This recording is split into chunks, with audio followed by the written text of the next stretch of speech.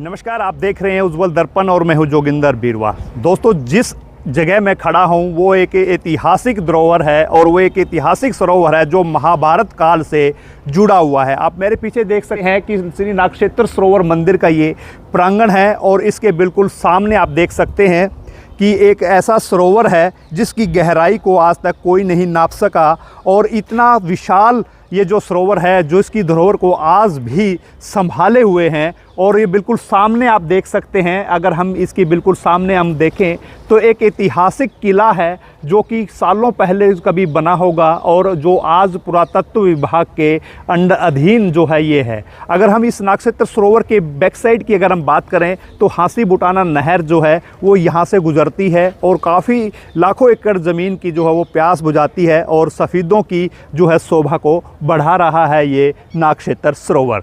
तो काफ़ी ये आपको बता दें कि महाभारत काल से ये नागक्षेत्र सरोवर जुड़ा हुआ है और आपको पूरी जानकारी मैं इसकी दे दूं कि ये बात है जब कलयुग की शुरुआत हुई और अभिमन्यु के बेटे, जो अभिमन्यु को आप जानते ही होंगे, धनुधर अर्जुन के पौत्र थे अभिमन्यु, और उनके बेटे जो है महाभारत युद्ध के बाद राजा परीक्षित बने थे।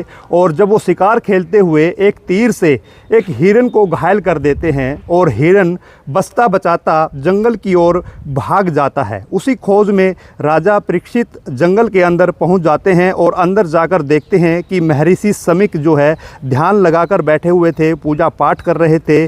और राजा ने उनसे कई बार पूछा कि आपने किसी हिरन को देखा है, लेकिन ध्यान लगाने की वजह से महर्षि शांत बैठे थे और न बताने को लेकर महाराज को गुस्सा आ गया और वो अपना विवेक और धैर्य खो बैठे और उन्होंने एक मरे हुए सांप को उनके गले में डाल दिया। और जब इस बात का पता महर्षि समिक के बेटे श्रृंगी को लगा तो उन्होंने शपथ ली कि मैं अपने पिता के इस अपमान का बदला महाराजा परीक्षित से की मौत से लूँगा, और श्राप में कहा कि महाराज की 7वें दिन सर्प के डसने से मौत हो जाएगी।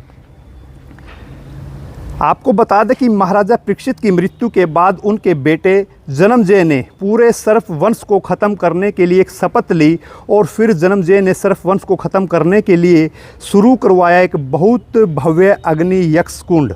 और इस अग्नि कुंड के अंदर पूरे ब्रह्मांड का के जितने भी सारे सर्प जाति के सांप थे उनकी आहुति देनी थी। इसी चीज़ से सर्प तक्षक डर के मारे भगवान इंद्र के पैरों में लिपट गए, लेकिन यज्ञ इतना शक्तिशाली था जिसे कोई बचा नहीं सकता था।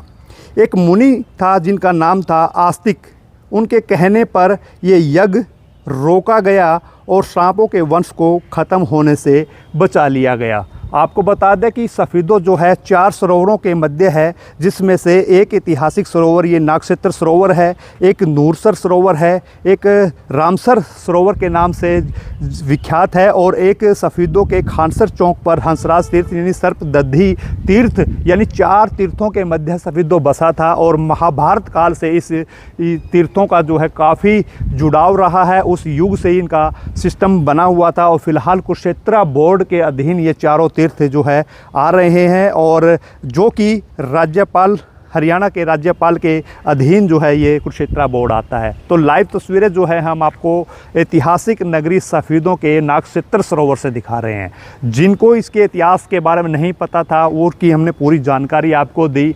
महाभारत काल के पांडु पुत्रों के पोत्रों के कारण जो है इस नागक्षेत्र सरोवर में यहाँ पर ये वही यक्ष अग्निकुंड जो है वो बनाया गया था। लाइव तस्वीरें बने रहिएगा और वीडियो को शेयर करते रहिएगा।